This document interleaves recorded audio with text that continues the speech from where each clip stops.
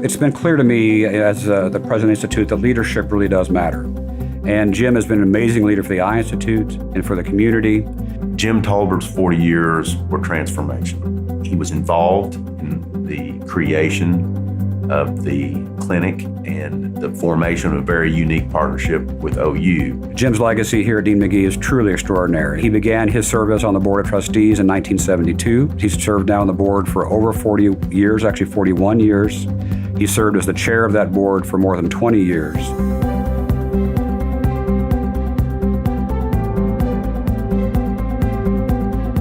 Jim Tolbert, Dean McGee, Stanton Young, and Tom Akers were critical in establishing that culture back in the early 1970s.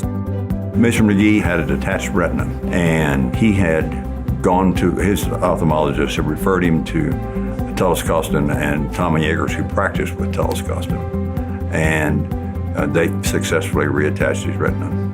But in the course of that, there was much conversation about why there was so limited number of specialties, eye specialties in Oklahoma City. And it happens that Dick Clay, who was a senior ophthalmologist at that time, had the idea of an independent eye institute on the OU campus. We were fortunate that those who had been successful were also magnanimous. And because of their leadership skills, their wealth, because of their commitment to this community, they were the natural ones to be in charge of the institutions.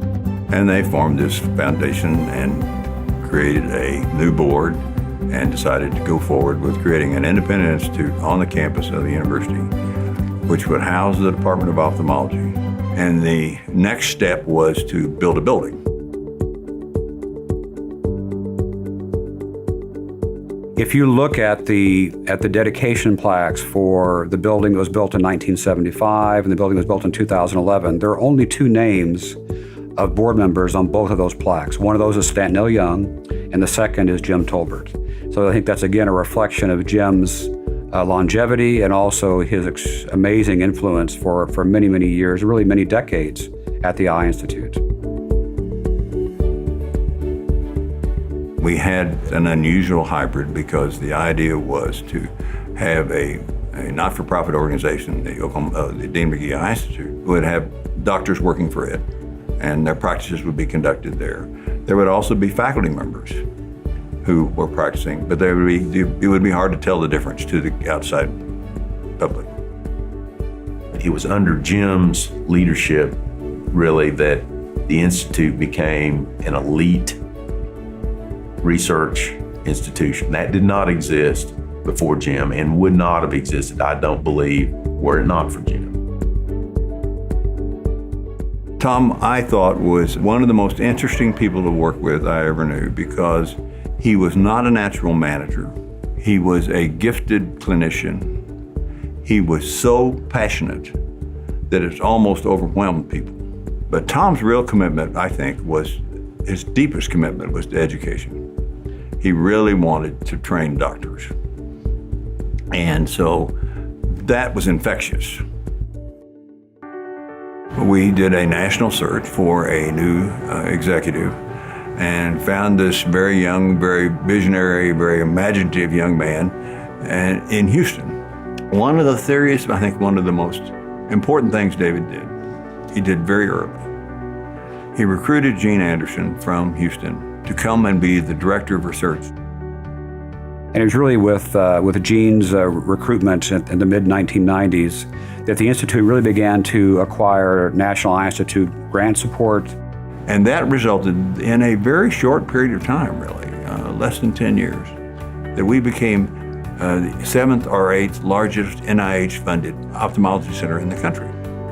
So David, I think, took us to the next level, literally. We expanded very rapidly and became justifiably recognized regionally as the best place in the region for clinical care, and selectively nationally and internationally for clinical care, and consistently had great success in attracting the most highly qualified graduates to become residents in our educational program. But if you were going to continue this expansion of research and expansion of clinical care, you needed a better building and a bigger building.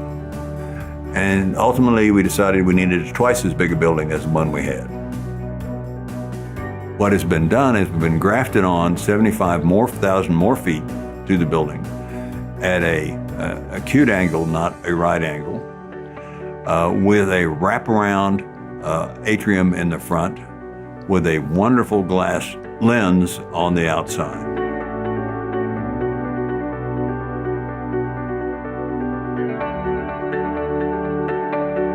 Greg has a great capacity to create a collegial environment. He builds an internal collegiality in the organization that was never there before, ever. 1, 2, 3.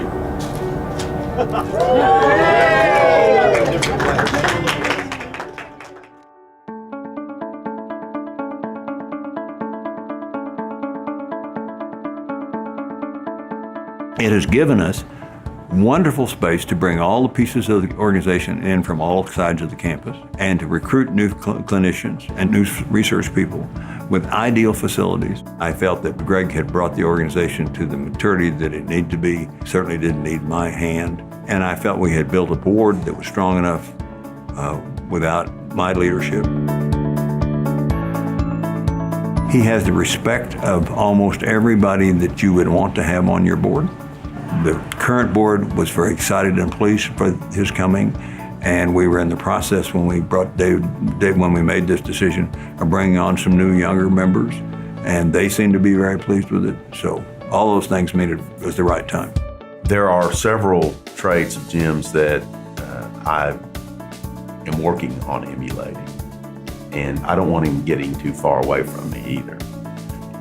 When I agreed to do this, I made him promise he wasn't going to fade away.